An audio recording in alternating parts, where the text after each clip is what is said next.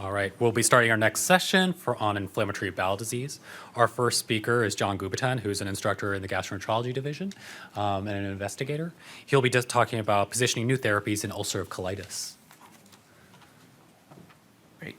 Good morning, everyone. It's a pleasure to be starting off our IBD section on positioning new therapies in ulcerative colitis. So here's a brief outline of my talk. We'll first start with a focused overview of some of the newer agents, starting with vedolizumab. Then we'll go through some of the data, looking at comparative studies for all of these agents based on clinical trial data and network meta-analyses. And then we'll end with a summary on how we can tailor these UC therapies based on other comorbid inflammatory or autoimmune conditions. And so the last ulcerative colitis care pathway was published way back in 2015, and as you can see here, there's therapies for induction and maintenance therapy, but it kind of stopped around anti-TNF and vedolizumab. So in the past couple of years, there's been newer agents, as you can see in the modified boxes below.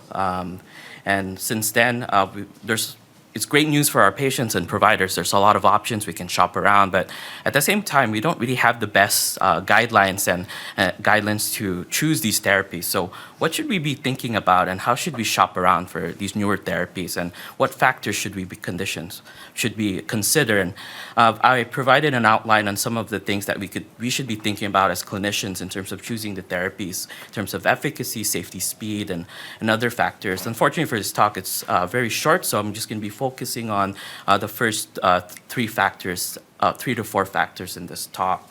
Right, next slide. And so the first agent beyond anti-TNF is vedolizumab. So this was, as many of you know, FDA approved in 2014. It's an anti-integrin therapy. It's an antibody that blocks alpha-4 beta-7 and in turn prevents immune cell trafficking to the gut.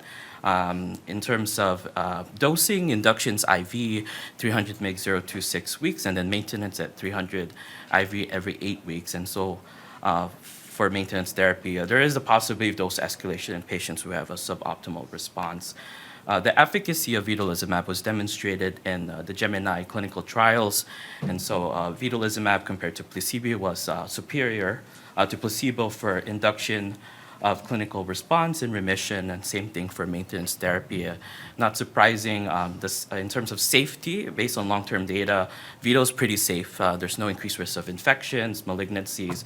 In terms of adverse events, there's been reported infusion reactions, enteric infections, and just one case of progressive multifocal leukoencephalopathy, but this was in an HIV patient. The next agent is ustekinumab, another biologic. So this was FDA approved in 2019 for ulcerative colitis. It's an antibody that blocks the P40 subunit of two cytokines, IL-12 and 23. For induction dosing, it's IV and weight-based as shown here, and this converts to a sub-Q formulation for maintenance therapy, 90 mg sub-Q every 8 weeks, and there's also the possibility of dose escalating with suboptimal response. The efficacy of ustekinumab was demonstrated in several clinical trials, one of which is the unified trials. As you can see here, both doses of ustekinumab were superior to placebo for induction of clinical remission and endoscopic improvement in induction therapy, and as well as for maintenance therapy. In terms of safety, overall, there's no significant increased risk of opportunistic infections or malignancy overall. And so going to the oral agents, so tofacitinib or Xeljanz is the first oral JAK inhibitor, and this was approved for UC back in 2018. It's considered a pan-JAK kinase inhibitor with specificity to JAK1 and 3. For induction, it's dosed at 10 mg PO BID for 8 weeks, and then for maintenance, you go down to 5 mg PO BID. There is the possibility of dose escalation to 10 mg PO BID if patients have a suboptimal response. The efficacy of tofacitinib was demonstrated in the Octave clinical trials, as you can see here, adapted from the original manuscripts.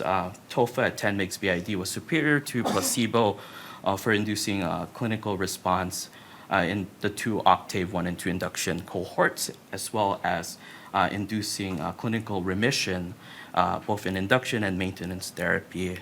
As some of you know, there's some safety signals with tofacitinib, and some of the adverse events that were reported included nasopharyngitis, elevated cholesterol, herpes zoster.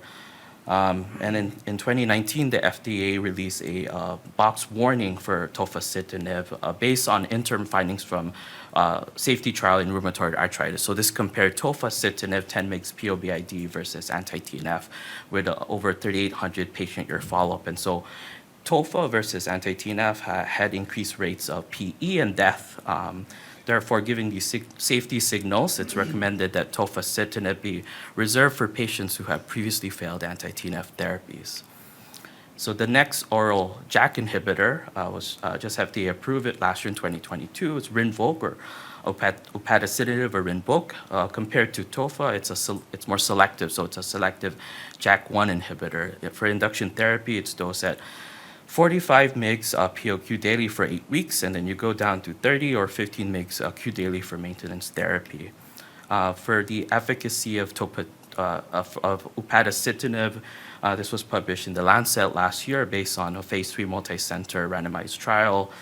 There were 2 induction cohorts, UC1 and 2, and 1 maintenance cohort, UC3. The primary endpoint of the study was clinical remission at week 8, and then at week 52 for maintenance therapy. I'm going to just briefly go through the results because our guest speaker is actually going to cover a lot of this in more detail. But for both induction cohorts, UC1 and 2, upadacitinib 40 mg daily was superior to placebo for the outcome of clinical remission. And they also met many of their secondary endpoints, of which included endoscopic improvement, endoscopic remission, and so forth, even histologic endoscopic mucosal improvement. For maintenance therapy, upadacitinib was also at 15 mg and 30 mg were superior to placebo for their primary outcome of clinical remission in the UC3 maintenance cohort. They also met many of their secondary outcomes, which included endoscopic improvement, maintenance of endoscopic improvement, and histological endoscopic mucosal improvement. In terms of safety data, the proportion of patients who were reported to have adverse events was pretty similar between the drug and the placebo group. In the first induction cohort of UC1 was slightly higher for UC2.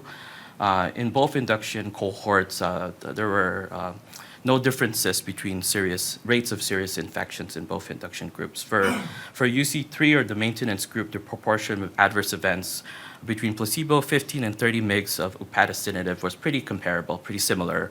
The most common adverse events reported were worsening of the UC, nasopharyngitis, CPK elevation, arthralgia, upper respiratory tract infections. And in the maintenance cohort of 30 mg, there's 2 cases of non-melanoma skin cancer and 2 non-serious events for DVT. And then finally, for the last oral agent that was approved is ozanimod, or Zeposia, if some of you know. This is the first S1P modulator approved to treat ulcerative colitis, approved in 2021. It's a different mechanism. It targets sphingosine 1-phosphate receptors, and so this in turn reduces movement of immune cells out of the lymph nodes. And for induction dosing, there is a titration period. So on days 1 to 4, it's dosed at 0.3 mg daily, and then you go up to 0.46 daily for days 5 and 7. And then finally, day 8 and beyond for maintenance therapy, it's dosed at 0.92 mg once a day. The efficacy of ozanimod was demonstrated in the True North clinical trial. Just going to skip through the main details, but because our speaker is also presenting this in greater detail. But overall, ozanimod was superior to placebo in several of their primary and secondary endpoints in both the induction and maintenance therapy. In terms of safety data, this was based on pooled data from both the induction periods from True North and Touchstone. And so the most common adverse events with the full dose of ozanimod included upper respiratory tract infection, LFT abnormalities, headaches, pyrexia, nausea, arthralgia. No cases of PML were reported. But of note, there were some cardiovascular adverse events, quote unquote, that were mostly bradycardia, palpitations, and tachycardia. And most of these were transient and low. But given these findings, it is recommended that patients undergo an EKG prior to starting the therapy. And then amongst patients who have a resting heart rate less than 55 or known MI, CHF, or AV block, it is recommended that they undergo a 6-hour monitoring after starting the therapy. And then finally, now we proceed to the head-to-head clinical trials for comparative efficacy. And so we only have one so far for the newer agents, and many of you know Varsity. This is a New England paper that compared vedolizumab and adalimumab in UC. And so the big take-home message from here is that at week 52, Vedo was superior for clinical remission and endoscopic improvement compared to adalimumab. But interestingly enough, rates were actually, for corticosteroid-free remission, clinical remission was actually lower in Vedo versus adalimumab groups.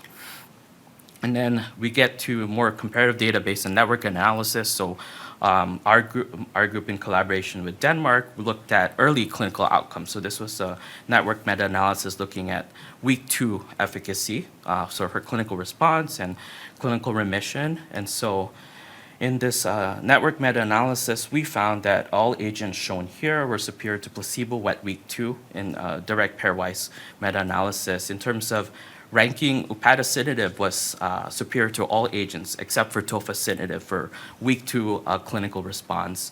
For ranking, the JAK inhibitors, upadacitinib and tofa were superior versus the lowest were filgotinib, ozanimod, and ustekinumab.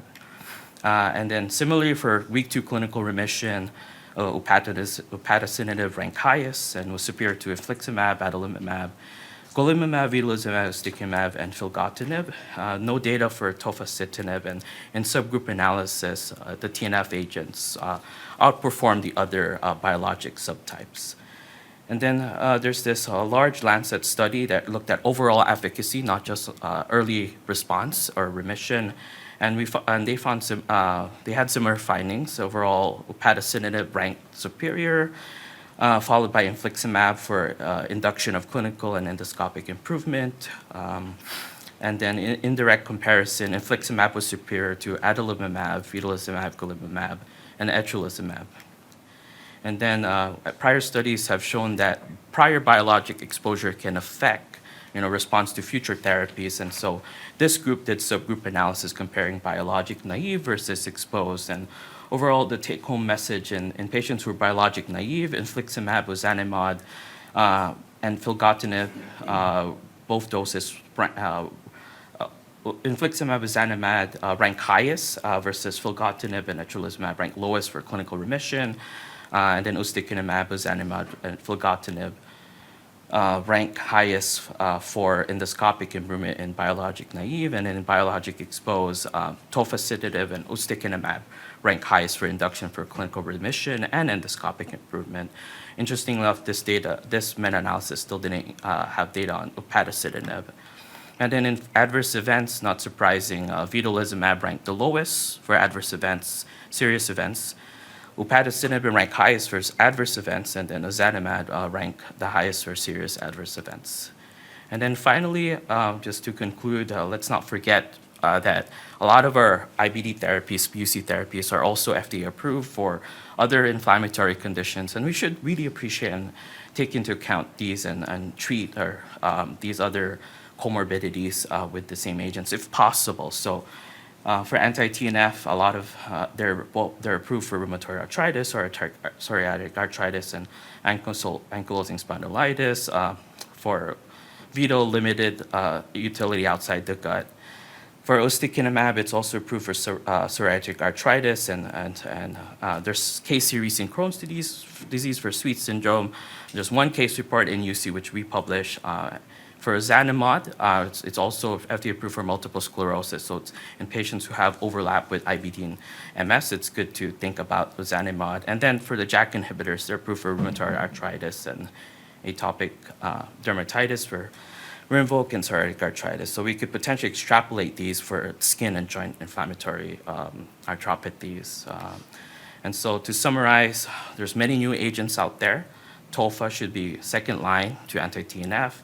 For head-to-head clinical trials, there's veto superior to adalimumab for some of the clinical outcomes, and I'm going to just speed through the summary. And then last but not least, for positioning therapies, it's ultimately a risk-benefit conversation, taking into account efficacy, safety, comorbidities, and last but not least, we should not forget about our patients and their preference, for costs and delivery, and ultimately, does it fit with their lifestyle in terms of daily meds versus infusions. And so with that, I'm going to end my talk.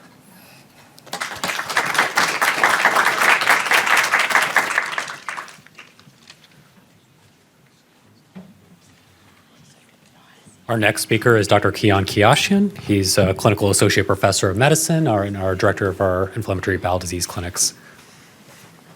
He'll be talking to us about tackling the refractory Crohn's disease patient.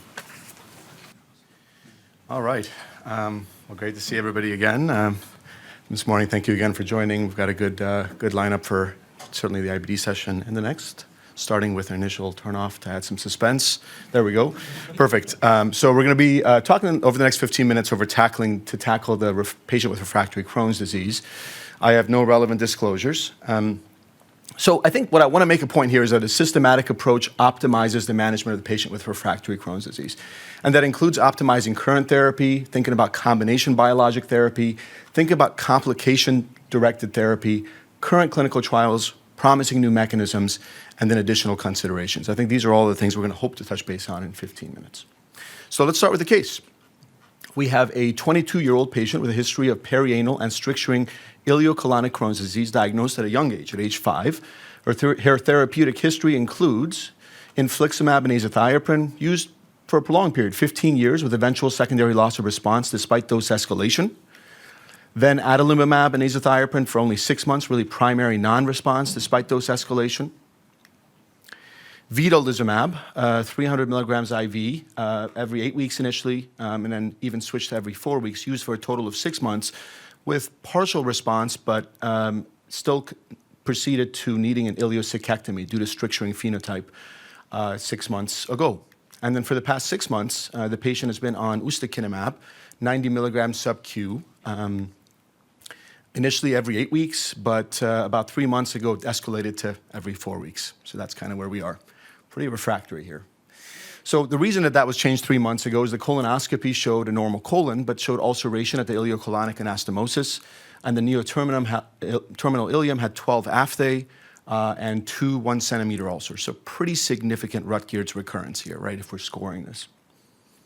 So that's what prompted dose escalation. And so despite being on every 4-week ustekinumab for the past 3 months, she presents to clinic now with right lower quadrant abdominal pain, stool frequency 4 to 5 loose non-bloody BMs a day. Also notes increasing perianal drainage with pain and increasing drainage. She reports good compliance, because that's a good question to ask, right, about with the ustekinumab every 4 weeks. So I hope I've painted a good picture here of a pretty refractory patient, right? We've been through multiple classes of biologic therapies, and we've got potentially aggressive phenotypes, stricturing phenotype, perianal disease. And so unfortunately, these are not uncommon from what we see here at Stanford, but certainly something to sort of give us pause. So what are the treatment options for this patient? So I want to reiterate that, first of all, it goes without saying that, first of all, to make sure that there's inflammation, right? We've done the colonoscopy. This shows inflammation. We shouldn't go purely based on symptoms, right? What we call refractory could be due to another cause. So I'm starting this already with that colonoscopy showing inflammation, that we're dealing with active disease as opposed to something else like an IBS or a bile salt diarrhea or SIBO. But I would emphasize that it's important prior to changing therapy to optimize the current therapy. So could we use therapeutic drug monitoring? Maybe. It's become a little bit more controversial. One of our guest speaker, keynote speaker this afternoon, did a meta-analysis looking at 9 randomized controlled trials for prospective studies and found evidence against routine use. But reactive therapeutic drug monitoring could still be helpful, particularly for assessment of antibodies. And this table is an old table. It's the only guidelines we have from the AGA with respect to infliximab, adalimumab, and certolizumab as far as trough goals. We don't really have such goals for vedolizumab and ustekinumab as well established. I've also listed here the potential escalation regimens. The way I use therapeutic drug monitoring, if there's high titer neutralizing antibody, it makes sense to change the agent. but the low trough is still tough to manage. Do we just empirically dose escalate, or do we wait for the trough to come back? I think that's still, again, where the evidence is not necessarily pointing us to do proactive monitoring. Could we add an immunomodulator? I would say here, remember that adding an immunomodulator to a biologic therapy is sort of, first of all, the evidence is largely against it, even for TNFs. Remember that for TNFs, you really want to start the agent alongside the biologic as opposed to adding it later. But I would say if there's no history of primary non-response, maybe you're banking on the mechanism of that immunomodulator also to potentially help you out, whether it's a thiopurine or a methotrexate. And so I think in this case, you could consider adding an immunomodulator to this patient's regimen. Remember, even for TNF inhibitors, there's really limited benefit and maybe possible risk with a later addition of an immunomodulator. It's really key to start it up front. That's what SONIC and UC Success have sort of shown us. What about changing between thiopurine and methotrexate? Maybe. Personally, I haven't gotten a lot of bang for the buck there, and I think the evidence is largely arguing against that as well. But an immunomodulator addition could be a possibility. What about returning to a previous agent? That's always a question, right? And I think the biggest one in our mind in this patient's list is infliximab, right? A good, I believe, 15 years of benefit with infliximab without antibody development and secondary loss of response. There is some evidence to guide us there. I would argue against it if there was high titer antibodies that prompted stopping the therapy, but partial response, lack of complete response, intolerance with sort of a hand waving, depending on the level of intolerance, worth trying, and you may recapture 30 to 40% of these patients. Finally, what about our newest agent that's been FDA approved, risankizumab? There's the dosing there for you, 600 milligrams IV at week 0, 4, 8, and then a sub-Q formulation subsequent to that. Again, I won't dwell too much on this. This is the result of the Fortify study, 52-week follow-up, and our keynote speaker will also discuss risankizumab in some detail. But clearly, there's data here that prompted it to be approved by the FDA. And not surprisingly, like many of our agents, prior biologic failure suggests a lower all across the board response, remission, all of those categories. But this could be an option, right? It's a selective P19 IL-23 antibody. There may be some evidence that in patients who failed ustekinumab, it could also be an option. So I do think that in this patient, this could be something we consider. So that's how we optimize the current tools that we have available. So a big debate question this afternoon will be, can we use combination biologic therapy? I would say yes, you could consider it, especially if there was partial response to a previous agent. First of all, we have safety of dual biologic therapy that was demonstrated in 2007. I'll mention this clinical trial, and I'll go into much more detail in the afternoon in the debate session. The only randomized control trial was natalizumab and infliximab together in Crohn's disease in 2007. We didn't find increased risk of infection. So I think combining biologic therapies could be helpful in inducing remission in refractory patients or patients with ongoing extraintestinal manifestations. Their bowels are doing all right, but their joints are significantly doing worse, or other examples. The majority of the studies, the observational studies that we have, which come with some caveats, suggest no serious adverse effects, but these are not really powered to, they're not large studies with adequate follow-up. And so the ideal candidate is that person who's had a partial response. This patient had a response partially to vedolizumab in the past. I recognize they went to surgery after that, but you could consider combination therapy. More to come this afternoon. What about talking about complications specifically? She has increased perianal drainage, perianal symptoms. And for refractory perianal disease, we could consider mesenchymal stem cell therapy. That could be an option. It's basically, there's pretty good statistics with combined surgical drainage and anti-TNF when closing perianal fistulas. Maybe less data for ustekinumab or vedolizumab, maybe a little more for ustekinumab, but really limited data. Most of the data is with TNFs, particularly infliximab. But there's still refractory perianal disease like our patients, seen in 20 to 25% of patients. And so this has been studied, and allogeneic adipose-derived stromal stem cell locally injected seems to have some benefit in these patients. And again, this is sort of the schematic, and I direct you to the couple of sources that I've put down here to basically what the logistics of that is. But it's easy to collect in large quantities by abdominal liposuction or other means. And there seems to be some long-lasting benefit. And so it's actually is approved by the European Medicine Agency.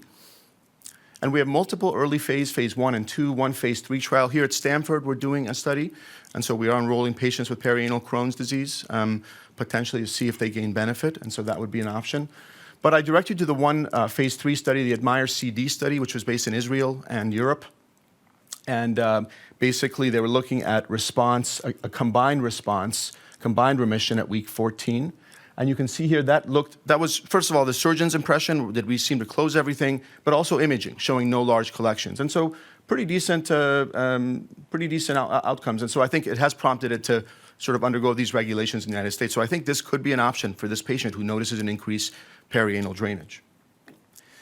So then we leave the realm of approved or potentially therapeutic options that could be considered to clinical trials, right? And so there are a number of phase 3 clinical trials that are available for patients with Crohn's disease. On this chart here, I'm going to go through this really quickly. There are some agents that are much closer. An example would be upadacitinib, which has completed most of its studies. But I do think that it's worthwhile. My goal here, just to sort of stay in time, is to tell you that we have pretty decent phase 2 studies for S1P modulation, ozanimod, etrasimod.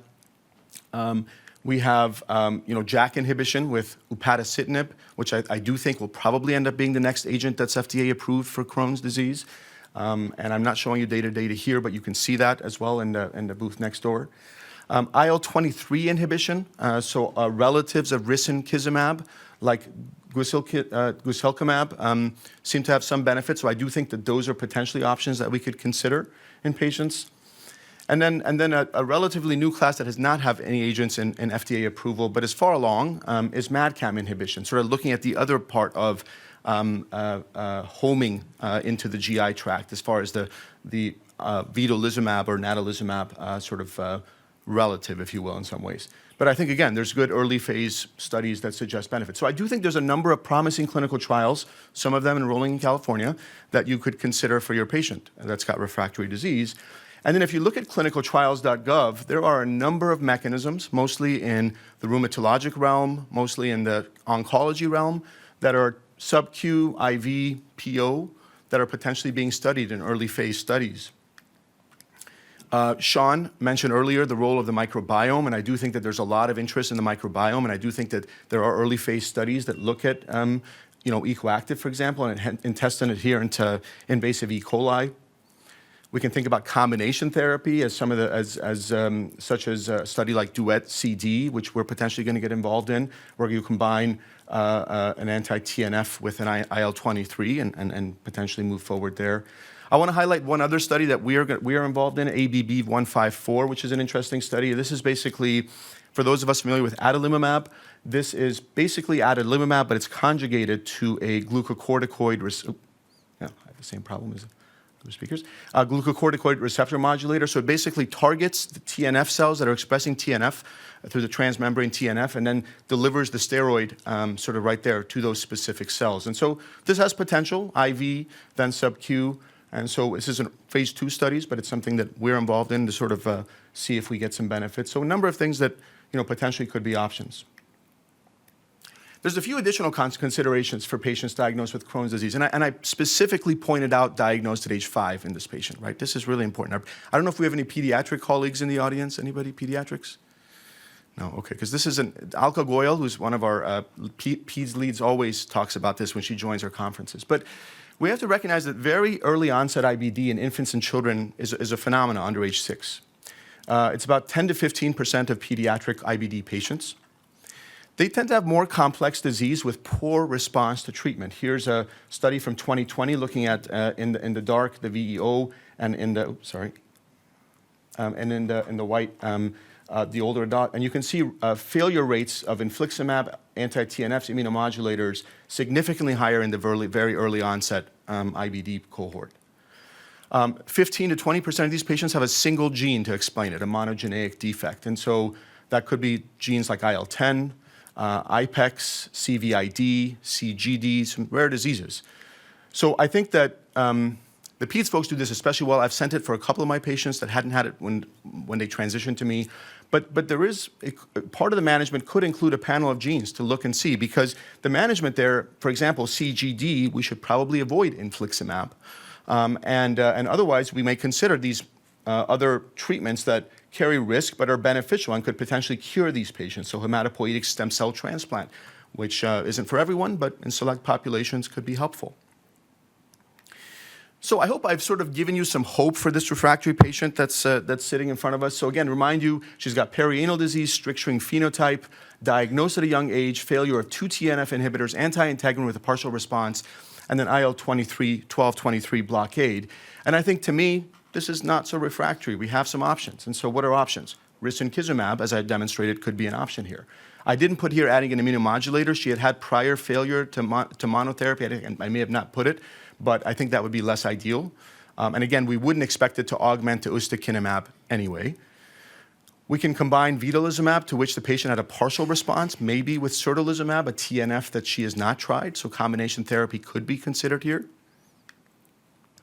For her perianal Crohn's disease, we could consider adipose-derived mesenchymal stem cell therapy. That would be a reasonable option.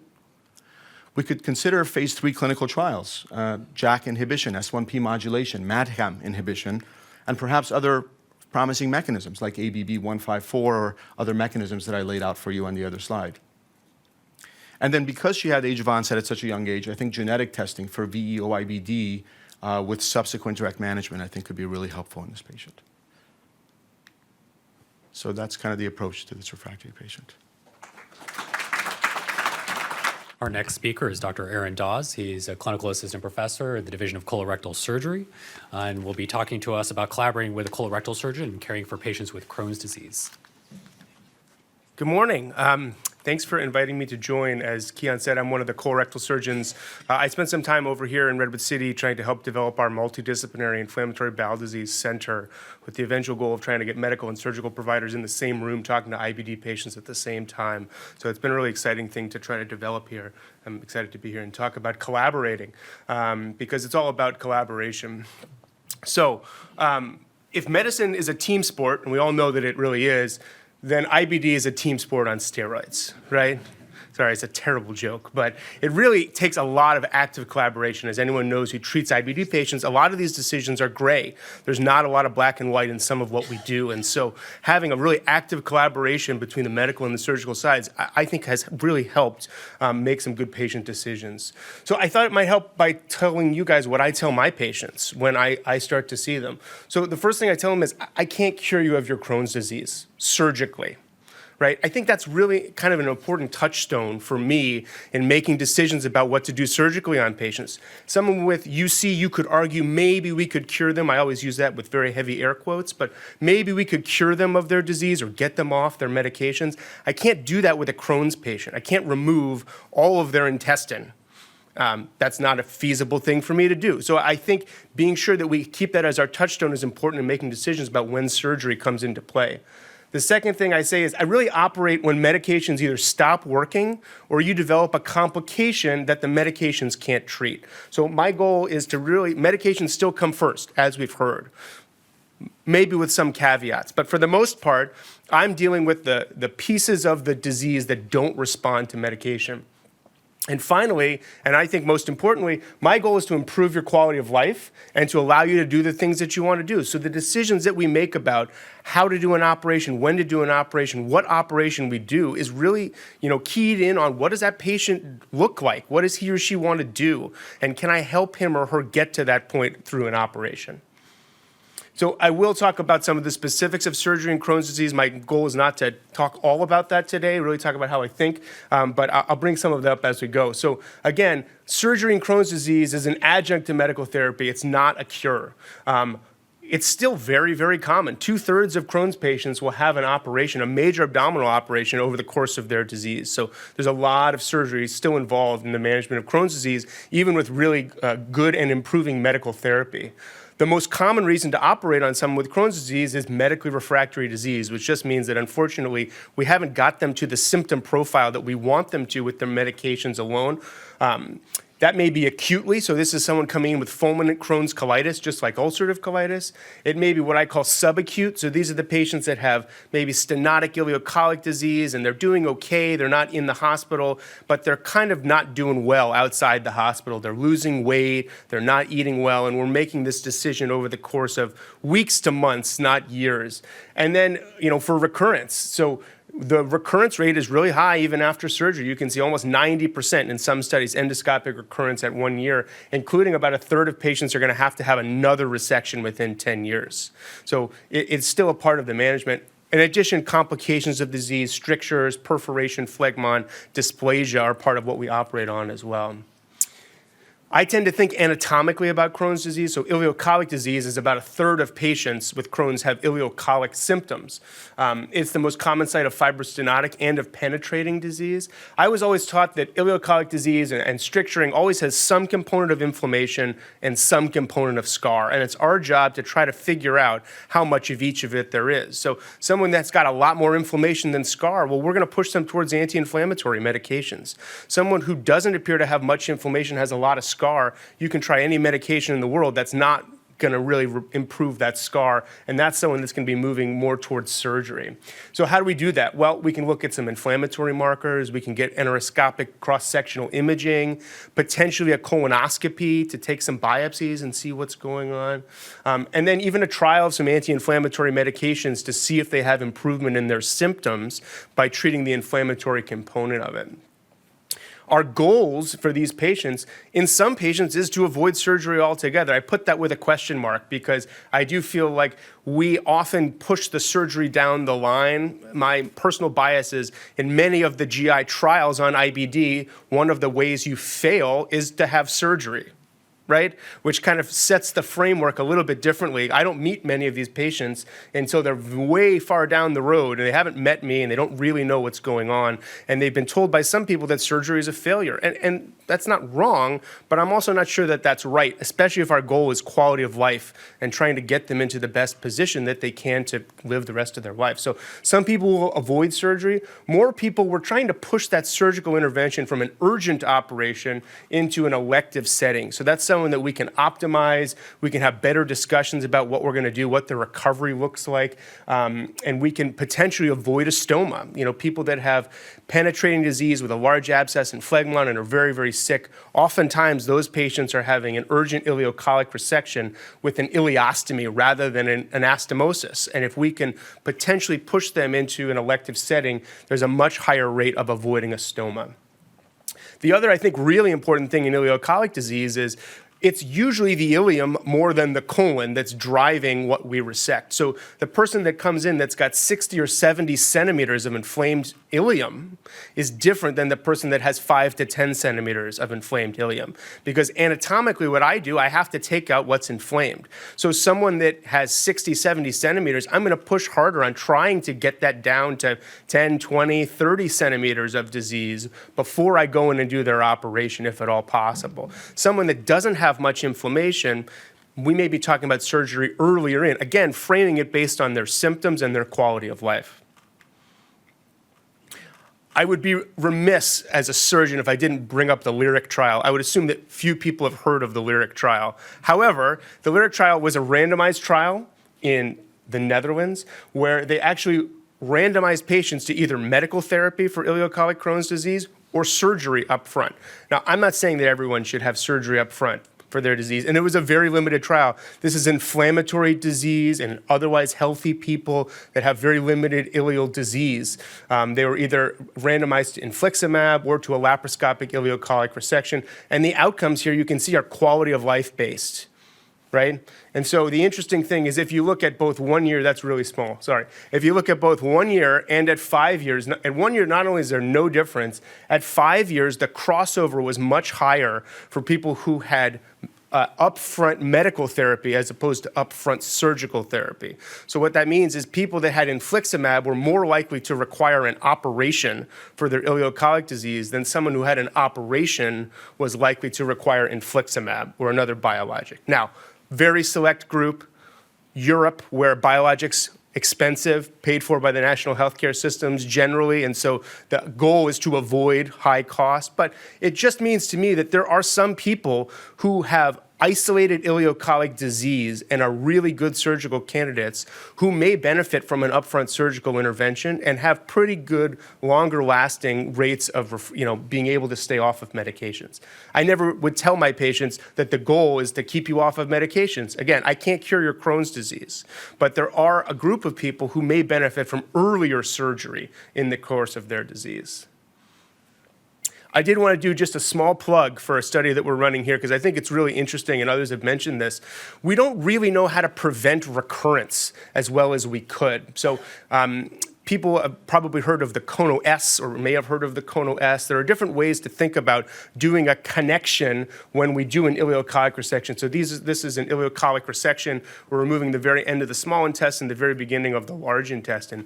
And there's some conflicting data in the surgical literature over how to do this. So the role of the mesentery is really poorly defined. So there are a group of studies that basically say, so traditionally what we would do is this.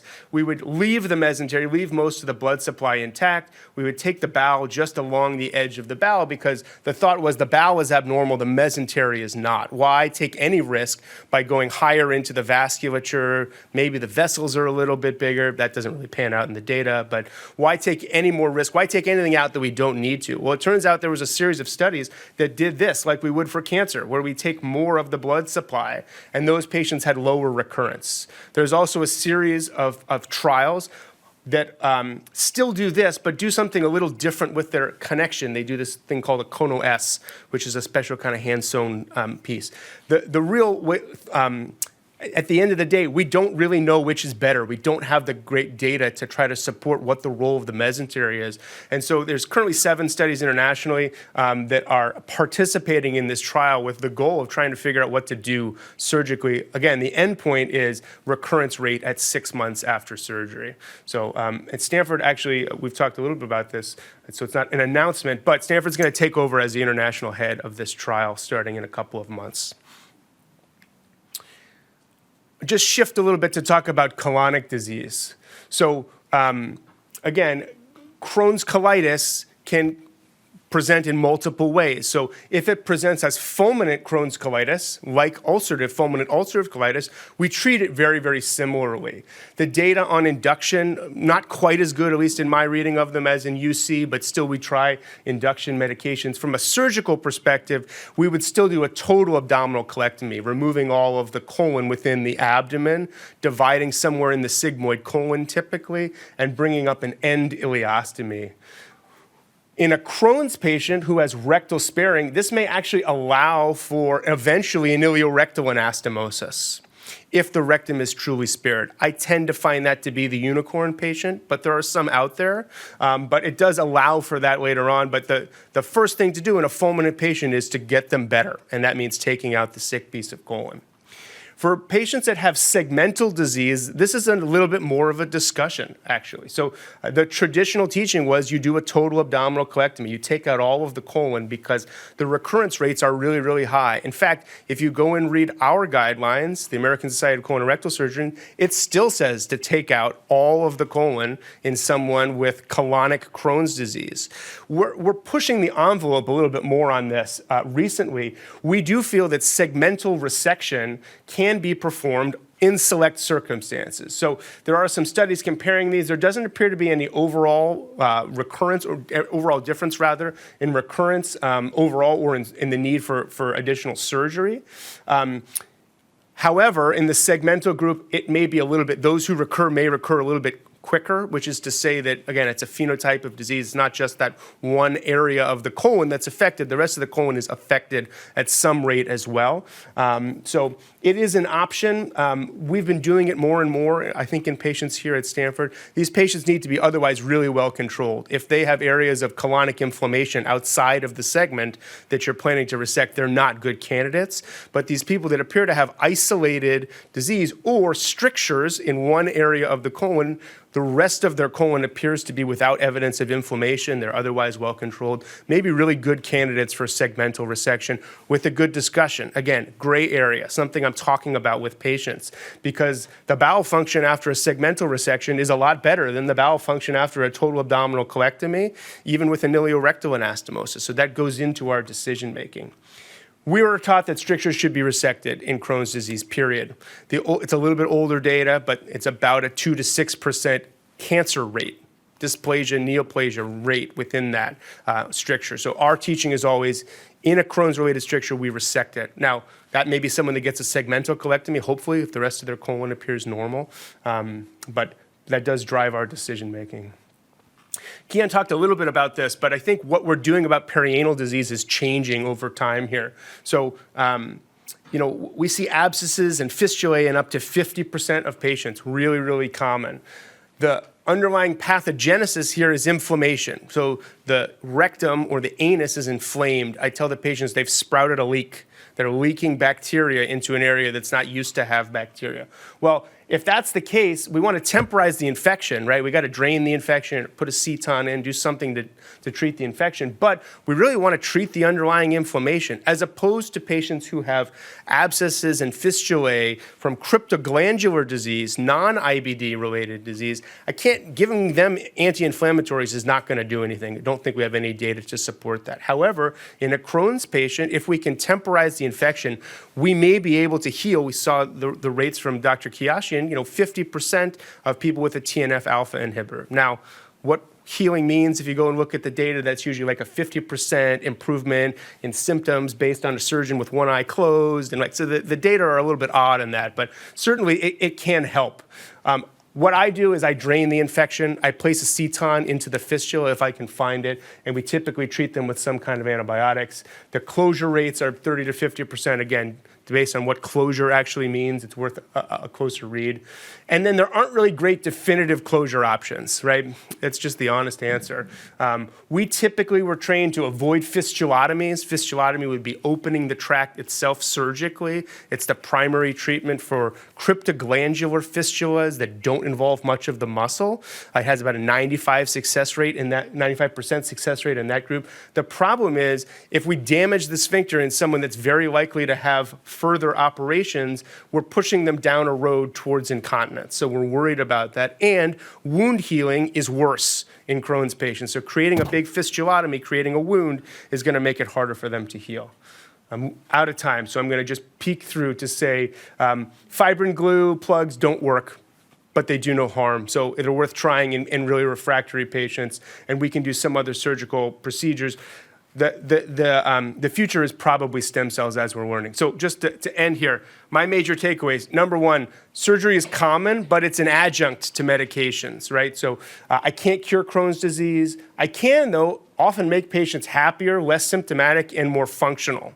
So in my opinion, it's okay to refer them early. I'd rather see them well before they need to have an urgent operation, to start having these conversations, so that if they get to me later down the road, we've started to have the conversations. There's less fear associated with what surgery involves.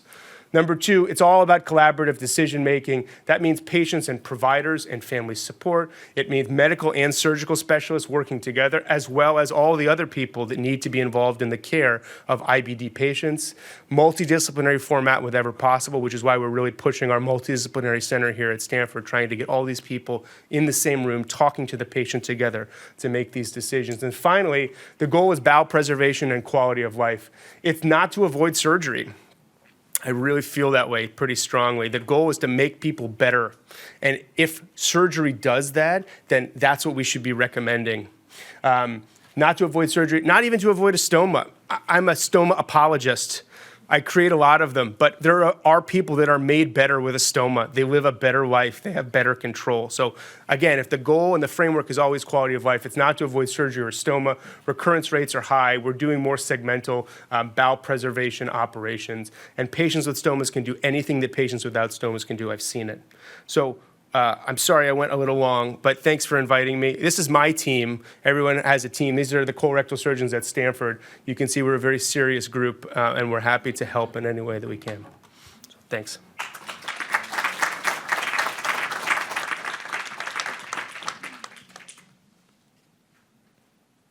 Our next speaker is Dr. Meredith Craven. She's a clinical assistant professor in the Division of Gastroenterology. She's a clinical health psychologist and the director of our gastrointestinal psychology program. She'll be talking to us about addressing the impact of IBD on well-being.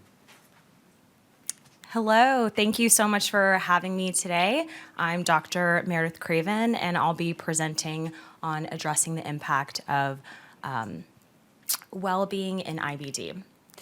So these are the objectives. So in 14 minutes and 47 seconds, you will have increased your understanding of the impact of IBD, learn more about whole person care in IBD, and increase your confidence in addressing emotional health in IBD. So I'm sure all of you are aware IBD can be very burdensome. And this figure highlights some of those burdens. And we can see that there are factors outside of the pathophysiology that can impact a patient's quality of life, their well-being, and their disease outcomes. So of course, we have those painful and embarrassing symptoms. We have expensive treatments that are non-curative. We have those psychosocial impacts on self-esteem and body image. And we have patients who are continuously having to adjust and self-manage throughout their lifespan. And we know that this is often a disease that's called disease of the young. So it's across the lifespan, patients are having to consistently adjust and self-manage. Unfortunately and unsurprisingly, anxiety, depression, chronic fatigue, and pain are very common in these patients. So this could be part of the burden or reflective of the burdensome nature of IBD. So in terms of rates, anxiety and depression, depending on the study, depending on whether the patient was active or in remission, rates can be double that of the general population, so at 20 and 25%. Chronic pain is experienced by about 60% of patients with IBD, and about 50% of patients report fatigue even when they are in remission. And we know that through the brain-gut axis, these concerns can actually worsen quality of life, exacerbate symptoms, increase a person's risk for flare, and even inhibit response to treatment. But it's not all bad news. Okay, so this really brings us to the meat of my presentation today, this focus on well-being and whole person care. So I'm sure many of you are familiar with the World Health Organization's definition of health on the left, and as you can see, well-being is a critical component to health. The right demonstrates what is called whole person care. And whole person care is an approach in which we can investigate different domains. So it's actually a combination of medical care, psychosocial, environmental, and behavioral interventions. So the idea is you investigate these different domains, stratify a person's risk, and then move forward with the best intervention. And research demonstrates that when we're able to take a whole person approach to care, when it's integrated into routine management, and when it's done through a collaborative approach in which medical and behavioral providers are working together, we can really help our patients achieve their highest health. I also understand that integrated care isn't maybe achievable for all gastroenterologists, but there's still a lot of things that you can do. So this is just to really further highlight how beneficial whole person and integrated care is. When we're able to achieve integrated care, we have so many benefits for our patients. We see improved mental health, we see improved physical health, and we see reduced cost. So this is just another plea to continue to think about ways that you can integrate whole person care into your healthcare system. Okay, so let's talk a little bit more specifically about whole person and more treat to target care. So this figure on the left comes from a paper that was written actually by one of my former mentors, Dr. Kiefer, and one of my former lab mates, Dr. Bedell, as well as some of their colleagues. So in this diagram, they're actually taking that stride, the STRIDE guidelines of treat to target that's typically done for, prompt diagnosis and inflammatory burden and then optimal treatment. They're applying that to well-being and psychosocial health. And that's what we really want to focus on, is that whole person approach. And so we can do this by screening. So there's several different steps that we're going to take when practicing this whole person treat to target approach. So that first step is the prompt diagnosis of psychosocial concerns, and we can do this through screening. So when screening, you actually have a lot of different options. You have measures that are available to you. There are a lot of PROMIS, validated measures. We have GAD-7, which I'm sure many of you are familiar with, brief resilience screen. So you can take these measures, put them into your electronic medical record, and really integrate them into clinical care. You also have the option of just using the clinical interview. So this approach is you're asking some open-ended questions to get at some of those important whole person domains, learning about their environment, their psychosocial needs, et cetera. So some questions might be, have you been noticing yourself worrying or feeling anxious?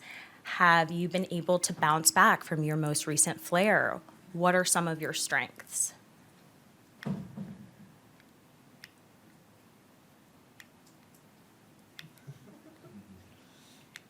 Okay. Oh, there we go. All right, so the second step in this whole person treat to target approach is determining the best fit. And this will really be based off of your practice infrastructure. And there are things that you can do in the moment. So literally during the clinical visit, there are some brief interventions that you can do that will be pretty effective. And of course, it's also helpful to have a referral pathway established. Okay, so as you remember, for that whole person approach, we want to stratify based off of risk and need and really determine the best fit. So those measures that I mentioned, a lot of them actually have cutoff scores. So that can be a helpful way to determine, okay, does this person need light support or do they need a little bit more? The clinical interview is also really revealing. Okay, is this person very tearful or do they seem like pretty optimistic and just need more of that focus on the promotion of well-being?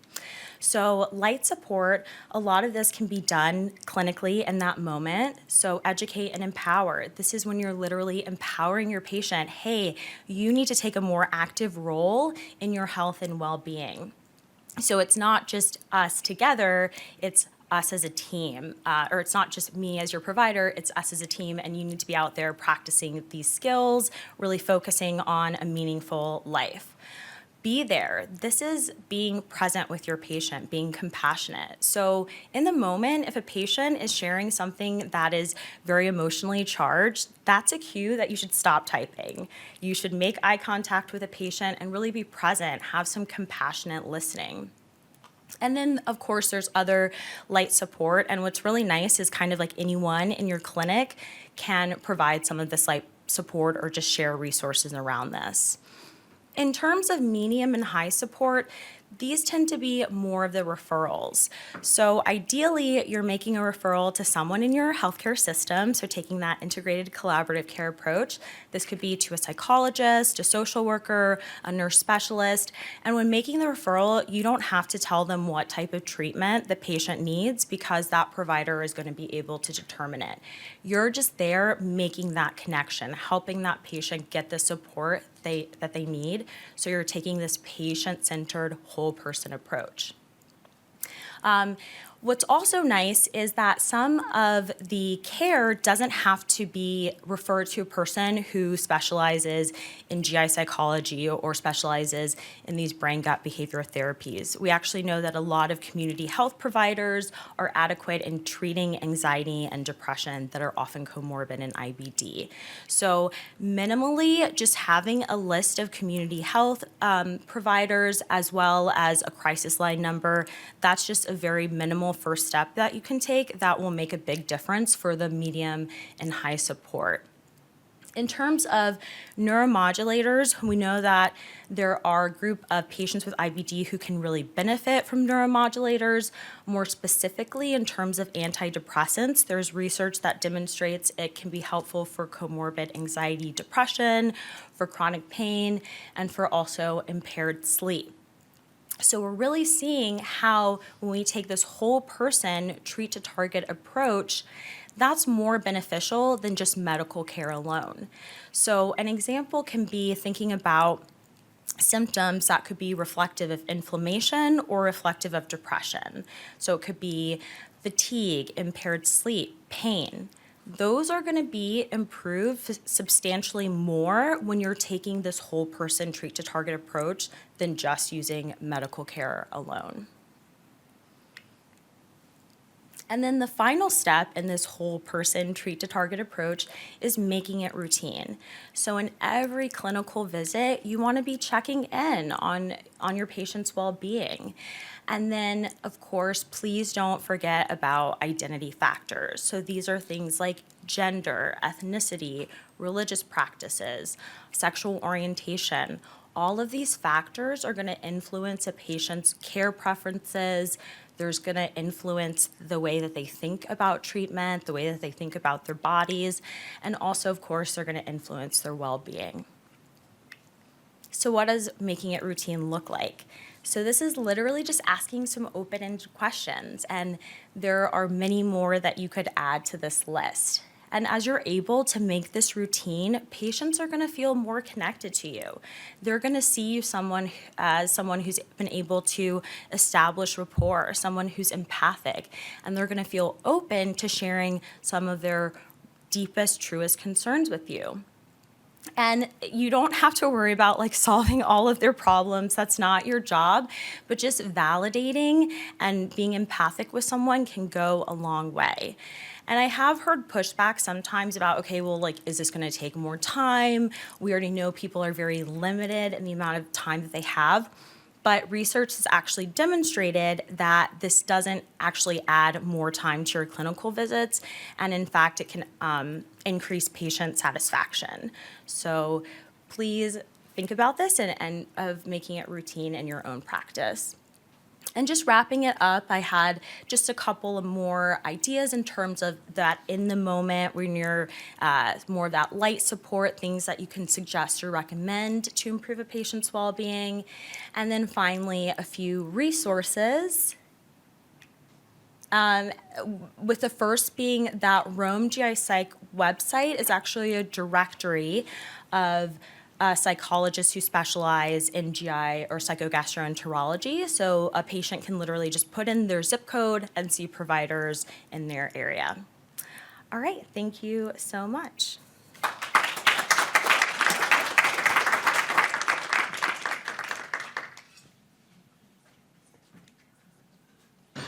If you haven't already, I encourage you to add any questions to the Poll EV platform during the next few speakers. Our next speaker is Dr. Grant Barber. He's an instructor in the Division of Gastroenterology with an interest in inflammatory bowel disease and reproductive fertility. He'll be talking to us about understanding how IBD impacts reproductive health. All right. Hello, everyone. Good to see some of you again and meet some of you for the first time. So I'm Grant Barber, the current Advanced IBD Fellow, and will be joining the faculty next year. So as we heard from Dr. Craven, our patients' well-being is very important, and really central to well-being are patients meeting their reproductive goals. As we know, IBD is a disease of the young, and because of that, it intersects significantly with our patients' reproductive health, and thus there's good opportunities for us to help them. So I have no relevant financial disclosures for this talk. So first off, we'll broadly discuss women's reproductive health, then men's reproductive health. So starting off with fertility and the intersection of fertility in women with IBD. So this is an important point, and a question we get all the time is, so for women who have IBD, does that mean they can't have children, that they need to have a surrogate? And the answer is generally not. Most women are able to meet their reproductive goals.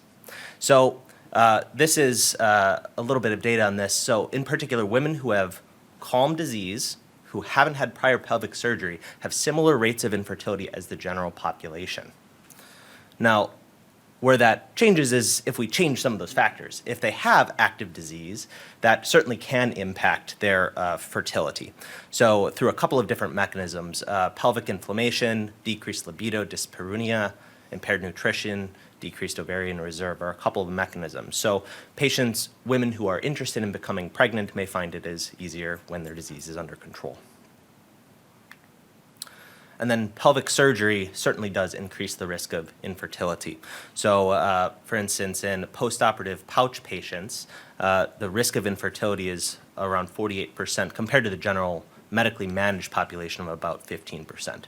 So this becomes an important point of discussion with our patients when we're thinking about timing of surgery and timing of which stages of surgery for patients with ulcerative colitis. Where we move into the pelvic surgery is when we create the pouch, remove the rectum. So sometimes patients will need to have the colectomy piece on the earlier side, but they can live with an ileostomy until they've met their reproductive goals and then can move on to have a pouch if they still desire it at that point. And then this is a general point, because infertility is a little bit higher in these patients, women who have been trying for about 6 months, we typically recommend that they be referred to reproductive endocrinology earlier in their care as compared to the general population where it's typically about after 12 months of attempting. So then what are the effects of pregnancy on the IBD? So in patients with active disease at the time of conception, with ulcerative colitis, about 45% will worsen, 25% remain the same, and then 25% will improve. And in Crohn's disease, it's a little bit easier. People with active disease at conception, a third worsen, a third remain the same, and a third will improve. That's in comparison with women who are in remission at the time of conception. Women who are in remission at that point, about 80% of them will remain in remission through their pregnancy, and about 20% will experience a flare, highlighting at least some of the importance of helping our women get into remission before they try to conceive. Now, the other way around. IBD, the effects of IBD on the pregnancy itself. So not only does having active disease make it harder for women to become pregnant, but it worsens the pregnancy outcomes thereafter. So we see that women who have active disease, who have IBD, have higher rates of different negative outcomes, including preterm birth, small for gestational age, stillbirth, congenital abnormalities. And then active disease seems to be the strongest predictor that's underlying most of those differences that we see. In comparison, patients with quiescent disease tend to have similar rates to the general population, again, highlighting the importance of getting our women into remission at the time of conception. And ideally, what we shoot for is that women are in remission for about 6 months or so before conception. So, and this is just highlighting the importance of avoiding low birth weight. So, moving on, another question we get from our patients all the time is, how can my IBD be safely treated when I want to become pregnant, when I am pregnant? How can we control disease where the medications aren't going to have a negative impact on my baby? And this has been an area of pretty hot research, and in general, the majority of our therapies appear to be safe during pregnancy. So this was one study looking at women who were on thiopurine, anti-TNF therapy, and then combination therapy, and they found that there was, in these women, no increase in negative birth outcomes, including congenital malformations, spontaneous abortions, preterm birth, low birth weight. But patients who did have active disease during this did have increased spontaneous abortions. But this highlighted the safety of thiopurines and anti-TNF agents. And subsequent studies have further reiterated that the majority of our therapies appear to be safe, like Stelara, vedolizumab. Where this is a little bit murkier is with our small molecule inhibitors. So at this point, we typically don't recommend that women be on JAK inhibitors at this point when they're trying to become pregnant or are currently pregnant. Now, what about steroids? This question comes up a lot. So corticosteroids they're often a necessary evil in our patients. So in women who have active disease, and as I mentioned before, some women are active before and then and get more active. Many of these patients will need corticosteroids, and they do seem to have a problem. So in the general population on the left side, this is just looking at all patients who are all women who are given corticosteroids. There are higher risks of certain issues with a pregnancy, such as preterm birth, small for gestational age. But then when it was isolated to women who didn't have active disease but still had corticosteroid exposure, these women still did have some worse outcomes. So just being on corticosteroids did have its own problems, irrespective of the disease status. But so steroids are problematic, but so is active disease. So typically, further highlights, we want to get women into remission before they conceive, but sometimes we do have to use them at the lowest effective dose. So then this is just the last piece around delivery. So how can we get the baby out into the world? So the majority of women who have IBD can safely have a vaginal delivery. This is the majority of women, and most women fall in this pathway. These are women who don't have perineal disease, haven't had pelvic surgery. Most of them can safely have a vaginal delivery. Where this becomes murkier is if they have had a prior rectovaginal fistula or they have perineal disease, these women should be referred for C-section. And obviously, these are discussions that should be had with their obstetrics provider as well. And then this is a helpful summary of a clinical decision support tool from the AGA, putting together how we think about pre-pregnancy, pregnancy, and post-pregnancy care in women with IBD. So moving on, we'll spend a little bit of time on men's reproductive health. So looking at, in general, men's reproductive health and IBD is far less explored than in women for obvious reasons. But I'll try and present the data that are available. So we do know that men who have IBD do have higher rates of sexual dysfunction.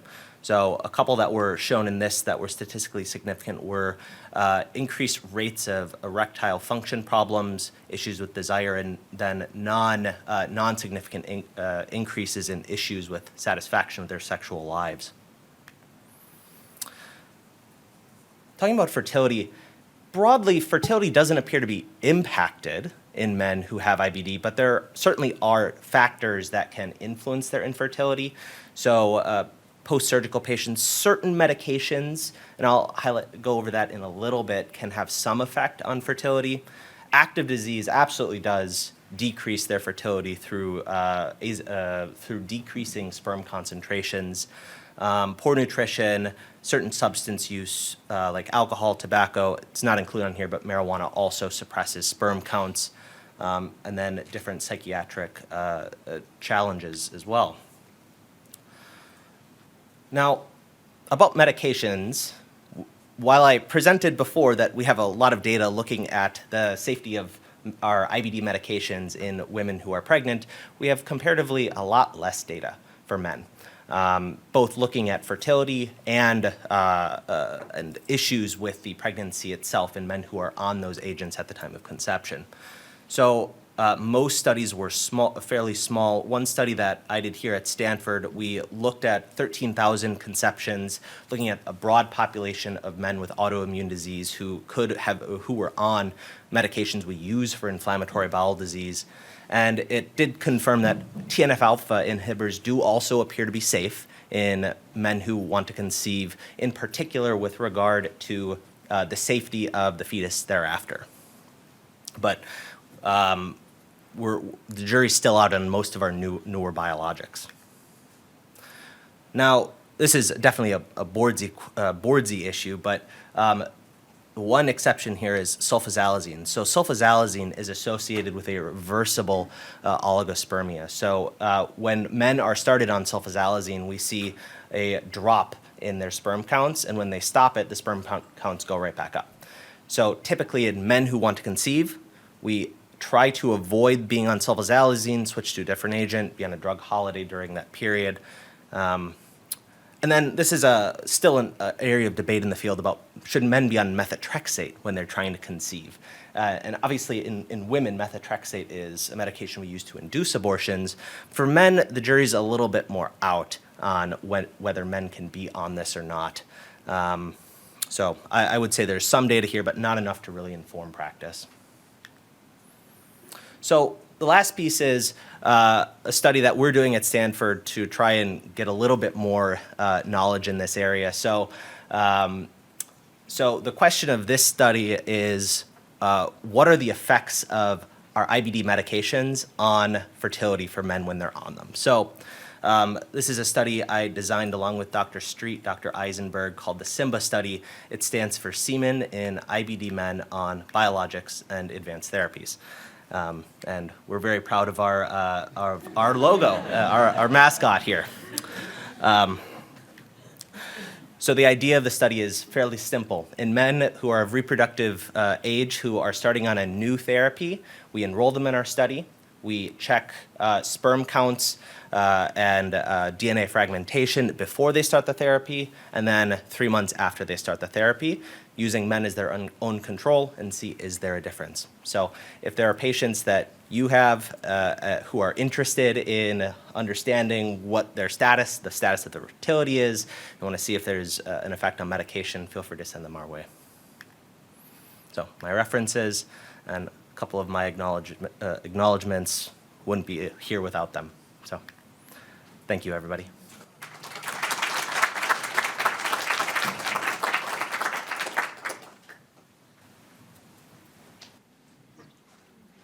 Our next speaker is Dr. Sid Sinha in the Division of Gastroenterology. He's an assistant professor and will be talking to us about the role of diet in inflammatory bowel disease. Awesome. Well, thank you for inviting me, and it's good to see some familiar faces I haven't seen in a while. This is a big topic, and what I hope to do today is cover some of the common dietary interventions and microbial interventions in the treatment of inflammatory bowel disease. So I'm going to start with the need. The role of IBD in diet is actually the most common question that our patients ask us when we see them in clinic, and yet what we can offer them and how much data we have to support some of our advice is severely limited. In fact, there was a somewhat recent review that was conducted by one of my friends, Dr. Limkikai, who's now at UCLA. It was like a 100-page Cochrane review, and this was literally the conclusion. The effects of dietary interventions on Crohn's disease and UC are uncertain, thus no firm conclusions regarding the benefits and harms of dietary interventions in Crohn's disease and UC can be drawn. So from a patient perspective, and probably from a practitioner perspective, that's pretty disappointing. What I hope to do is and what I believe is that some of the studies that were reviewed then and since then, there has been some progress. And I think there are some recommendations that we can make to help treat our patients. So here's a graph of IBD prevalence. And you can see the Western world's in the red, newly industrialized countries in the blue. And you know, as more countries are developing and move towards a Western diet, we're seeing more increase in consumption of animal proteins, trans fats, processed foods, and interestingly enough, we're seeing a increase in IBD as well. In fact, this was something that I didn't know, but the first case of ulcerative colitis that was reported in China was almost 1960, which is kind of interesting to think about. You know, and that's 100 years after it started appearing in the West. So, you know, this is an association that seems to imply maybe diet is doing something here. I'm going to start off with the easy stuff, and where I think we can make some recommendations. And even though the data to support some of these recommendations is also limited, I think there are enough data to be able to counsel our patients against, you know, additives and emulsifiers. But to start off, there are various additives that are common in Western diets and are associated with IBD. Salt is something that we see higher in Western diets, increases intestinal permeability, promotes inflammatory cytokines, and can exacerbate colitis in animal models of disease.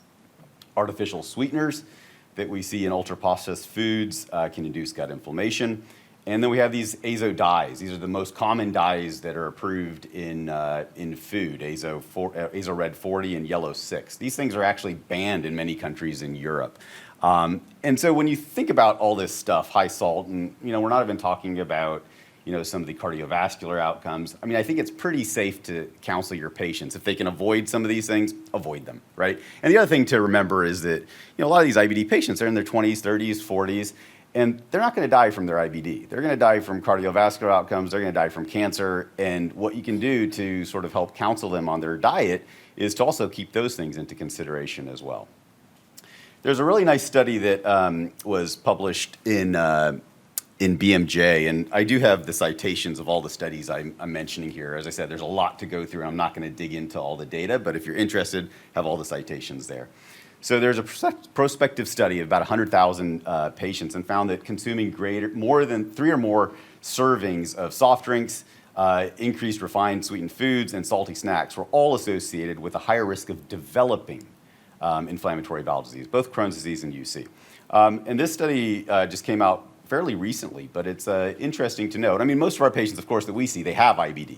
But this is something that, of course, you can tell your patients because they may have children, they may have brothers and sisters, things that you can also talk about.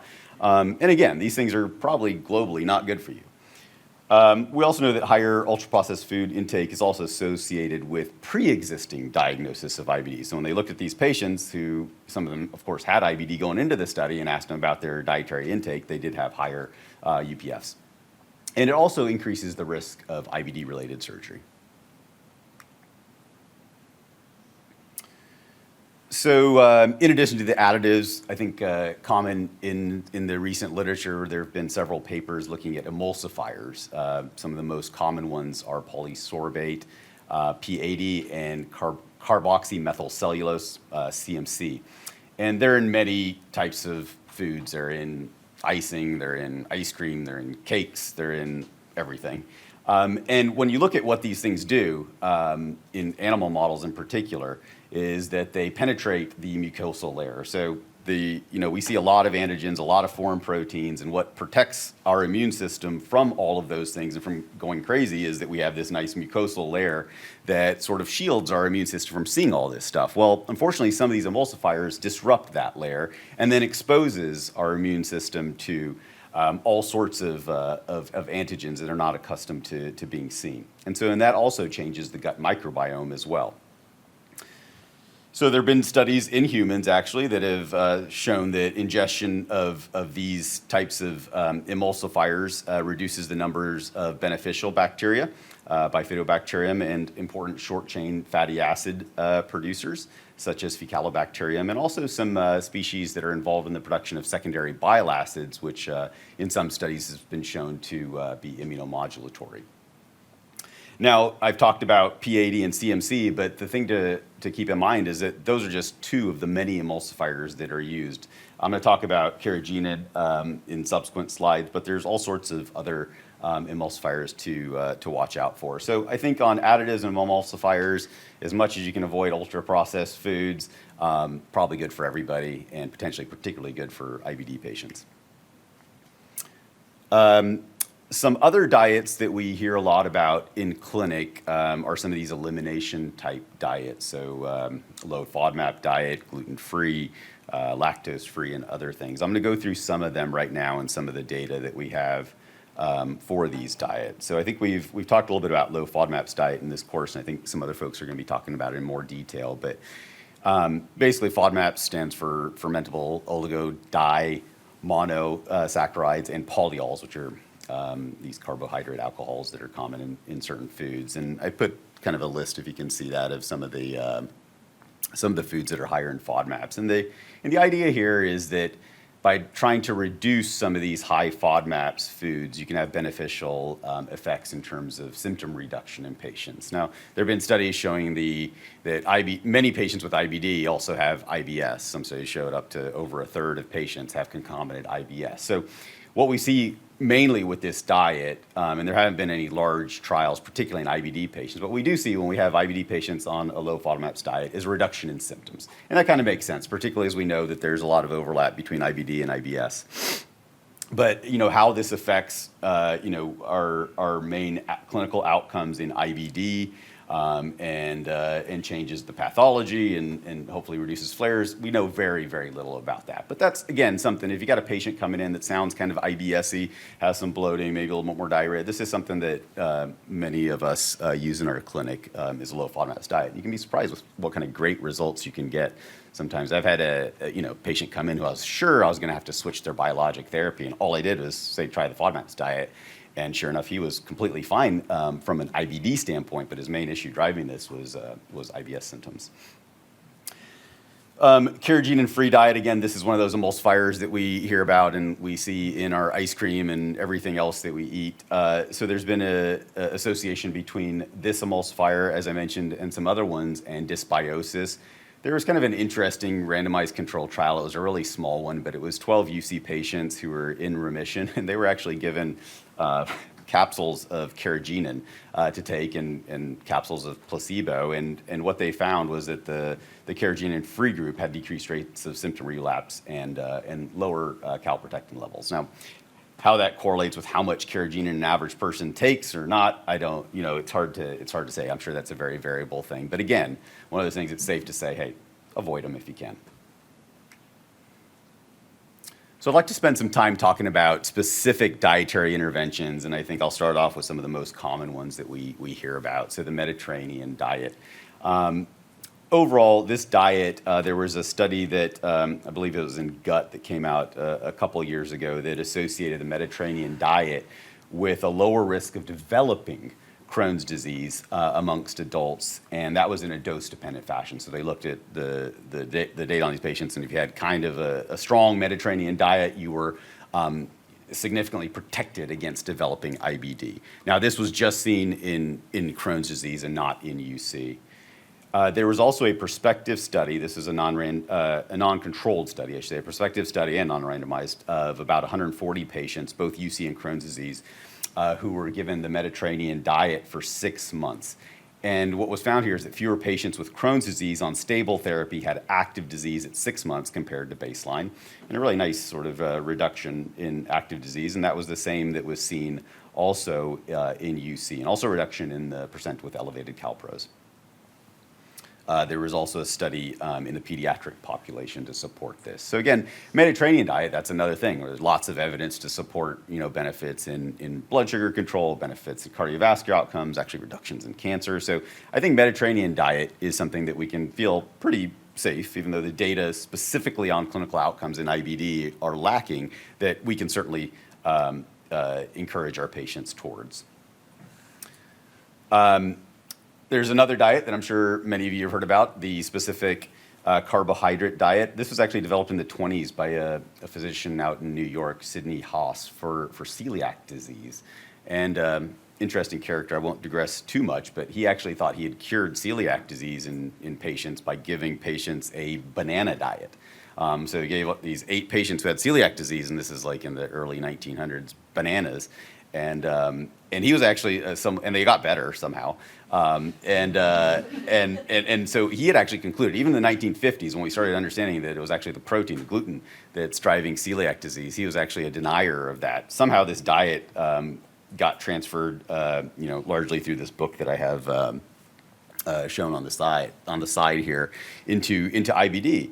And the kind of interesting thing about it is that, it's been studied primarily in a pediatric population and appears to have a positive impact on UC and Crohn's disease. And how exactly it does that, it's a little unclear. It's a pretty cumbersome diet to take, and it's hard on patients. I haven't encountered I've got a couple of patients, I guess, who have taken it for years, but I have many patients who have tried it, seen some benefit, but then stop it just because it's kind of hard to keep on going. And the data in the adult population is also somewhat lacking. There was a survey, and I just emphasize this was a survey of about a little over 400 patients with IBD, and 42% of these patients reported achieving remission at both 6 and 12 months while adhering to the diet. and that was compared to about 4% who mentioned feeling in remission at baseline. And almost half of these patients also self-reported an improvement in their lab outcomes. So kind of just trusted that they probably had some high inflammatory markers, and they said after taking this diet, these things kind of were reduced. Now, there is a really nice study that was published recently by a colleague, Dr. Lewis at Penn, that compared the specific carbohydrate diet with the Mediterranean diet. So these are probably the two most common diets that we hear about in IBD. And this is a randomized controlled trial.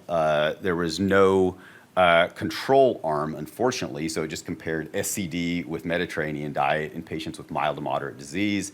Their primary outcome was symptomatic remission at 6 weeks. So they used a simplified CDAI score, less than 150, to look at this. So again, this was just in patients with Crohn's disease, and this was just comparing SCD with Mediterranean diet. And the bottom line is they found that these diets are fairly equivalent in terms of inducing remission, symptomatic remission at 6 weeks.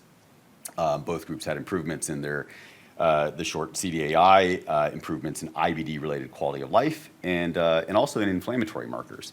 But there was no intergroup difference, and again, it was not compared to a control. So it does limit how generalizable that can be, but it at least tells you, like, you've got a patient on the SCD, you don't necessarily need to switch them to Mediterranean and vice versa.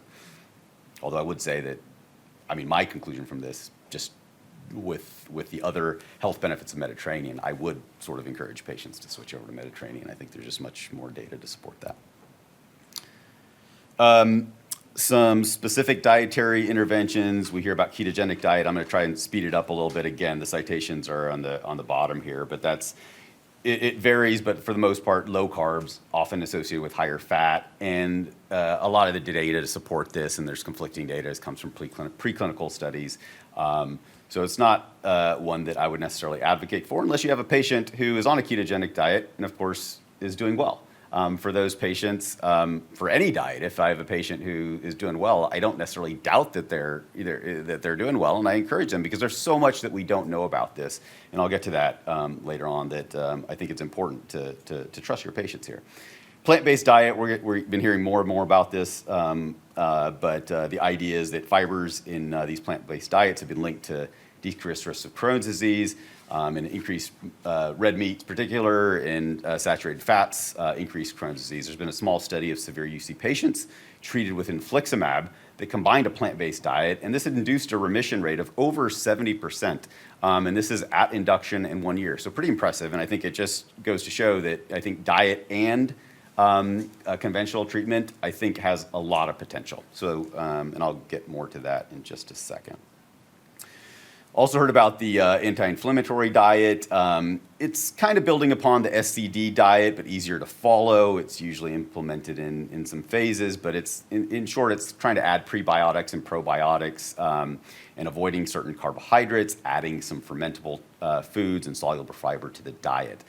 And it's been shown to change the composition of the gut microbes. There's a nice study, I think Sean already talked a little bit about this, but it was a study that combined the diet and multi-donor FMT in mild to moderate patients with UC. So these patients got weekly, I believe it's weekly FMTs, and they were put on this diet, and the data was really interesting. So it was superior to standard medical therapy in inducing clinical remission, and also deep remission. Compared to standard medical therapy. And this was also seen at almost a year out as well. So combining diet with potential microbial intervention, I think, is also something that has a lot of potential. And I think some of my colleagues are going to be talking a little bit more about that too.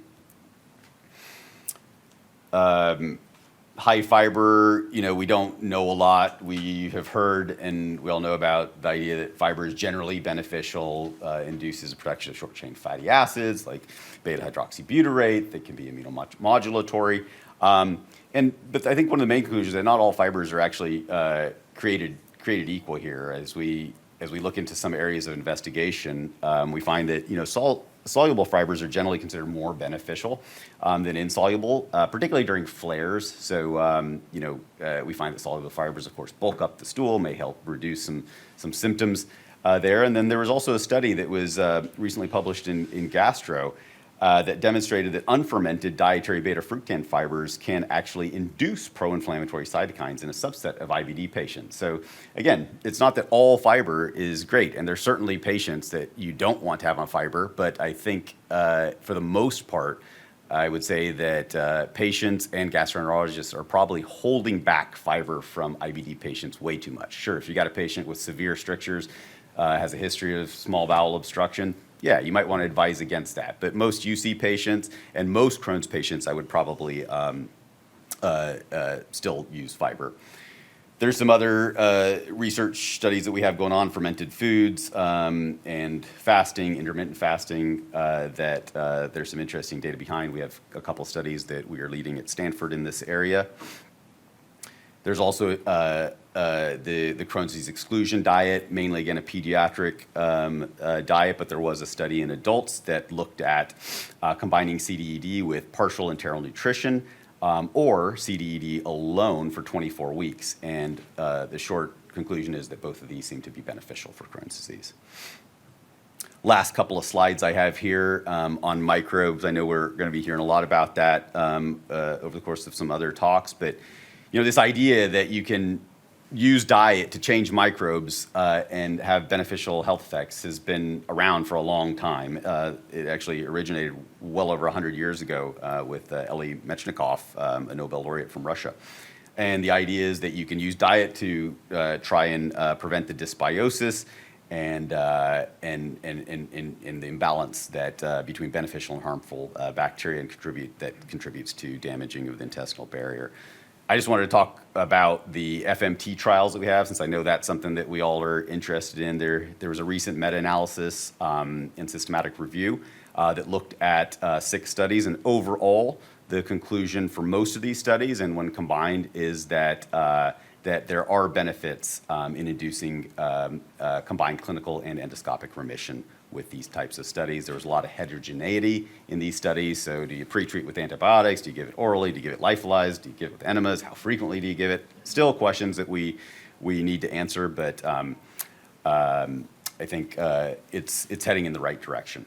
So some conclusions. We certainly need to understand the role of IBD. It's of central importance to patients, and much needs to be done here. I think that we need to not only have clinical endpoints, but we have to have a multi-omics approach, because some patients respond, some patients don't. What is it about these patients? Is it their microbes? Is it their metabolome? Is it their genetics? Is it their inflammatory profiles that might be more beneficial or not? So I think we need to combine that with our clinical endpoints. And I think by doing so, we can hopefully understand IBD pathogenesis as well.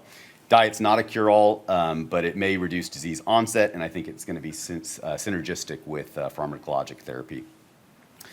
Avoid ultra-processed foods, additives, emulsifiers associated with higher IBD incidence. There's no reason to not do that. So that's certainly something we can counsel our patients. The many specific dietary interventions are limited by study design, underpowering, heterogeneity, et cetera. But Mediterranean, SCD, and plant-based and certain exclusion diets seem to hold some promise. And as I said, I think FMT or more targeted micro-based therapies are promising and will be further refined to improve IBD care. I apologize. I have to take care of some IBD patients now, so I'm going to be sneaking off. But if anyone has any questions or anything, please contact me. And I'm sorry for going a couple minutes over. Thank you.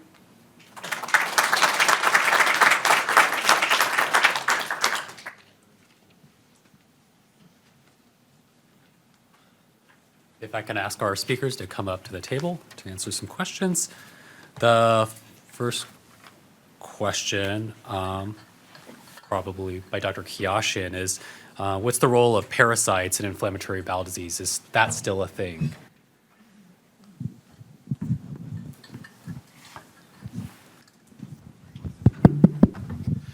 Okay, start off with the zinger there. All right, perfect.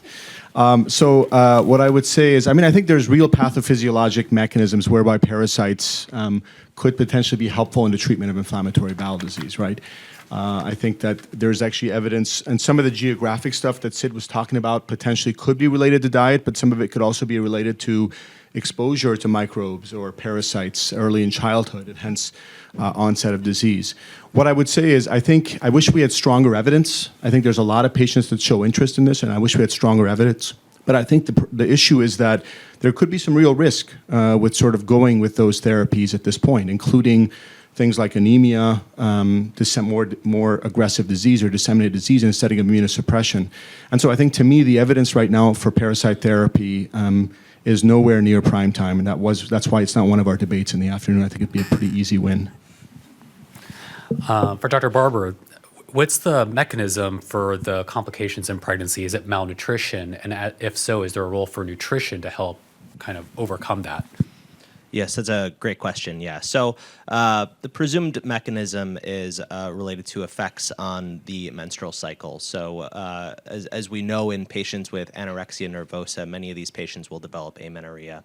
And patients with poor nutrition similarly can commonly develop irregular menstrual cycles and amenorrhea. So that's presumably the driving mechanism, but there are likely other issues related to implantation and early pregnancy loss related to poor nutrition.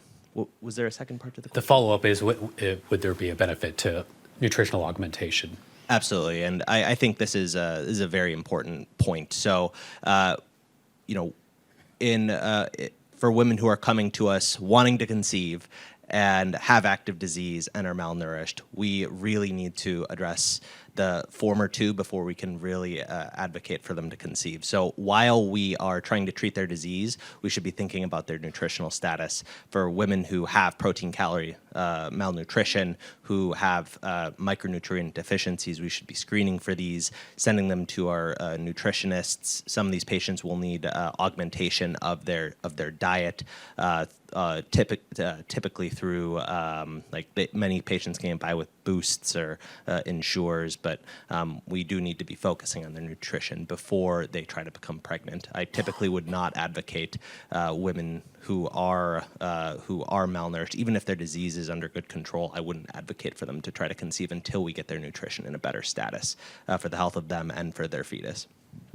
And then a follow-up question is, how do you advise your patients who are pregnant and are in the ambulatory setting regarding DVT prophylaxis?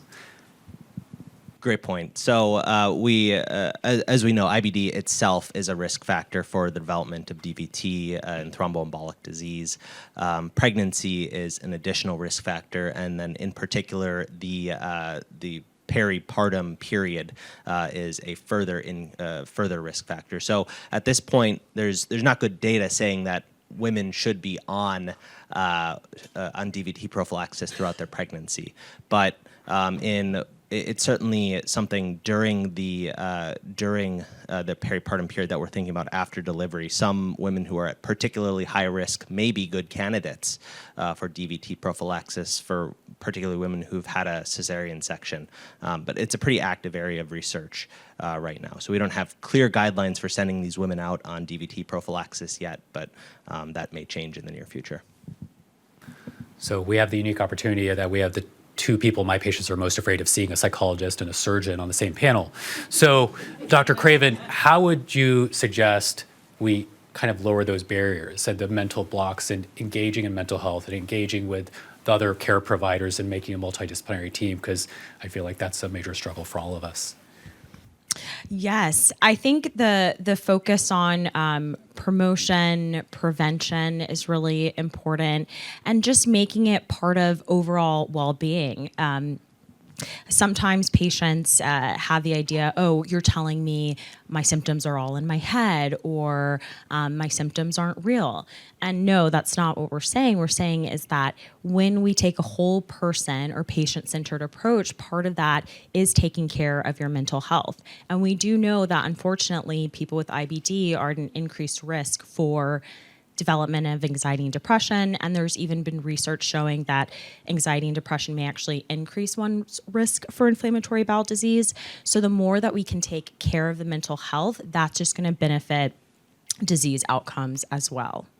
And a follow-up question is, do you have any preferred apps or besides what you included in your reference guide that is your kind of favorite go-to? Okay, so I'm not paid by this, but Dr. Kiefer, who was one of my mentors, Dr. Lori Kiefer, has this app called Trellis. So she's at Mount Sinai, but Trellis is a resilience-based app, and it's based off of a program that they started at Mount Sinai very much focused on promotion of resilience and finding that when we can promote resilience, that's just going to have all these benefits for IBD. So there's the Trellis app, and then there's a few apps like Mind Gut, which I believe does gut-directed hypnotherapy, which we know can be very beneficial for ulcerative colitis. But anything like Calm, Headspace, Insight Timer, those are all good apps. And then Dr. Dawes, a question came, what's the role of strictureplasty, or is there one? Yeah, it's a great question. So there is a role for strictureplasty in small bowel strictures, not in colonic strictures, for two reasons. One, again, colonic strictures have a 2 to 6% risk of harboring an underlying cancer. So we don't want to do a strictureplasty there. We want to take it out. Presume it's a cancer until proven otherwise. Number two, the anatomy of the colon doesn't really allow for a strictureplasty quite in the same way. For small bowel strictures that are relatively isolated, there's pretty good data for strictureplasty having about the same recurrence and leak rate as resection. So the way we typically think about it, or taught to think about it, is how many strictures are there, how close are they to one another, and how much residual functional intestine is there. So a bunch of small strictures right next to one another in someone who has otherwise normal small intestine, we would probably resect that section. Someone who has a single isolated stricture or has had multiple bowel resections previously, we would try to do a strictureplasty to preserve that bowel. They don't work well in people that are taking steroids. They have a much higher leak rate and who are malnourished. So those are contraindications to strictureplasty, as well as someone who has active inflammation at the site. And then for the stem cell study for perineal fistulas, is smoking an exclusion criteria? Yeah, that's a great question. I don't actually know for the one that we're currently about to open. That's a really good question. And then, and as we are approaching noon, feel free, lunch is being served courtesy of our sponsor, Boston Scientific. It's a farmer's market style buffet. But I think we're actually done with all the questions. All right, yeah. Can I just, for the IBD interested people, we have a keynote speaker on the IBD topic at 5 o'clock. So if you plan to sneak away a little bit for non-IBD topic, do come back at 5 o'clock.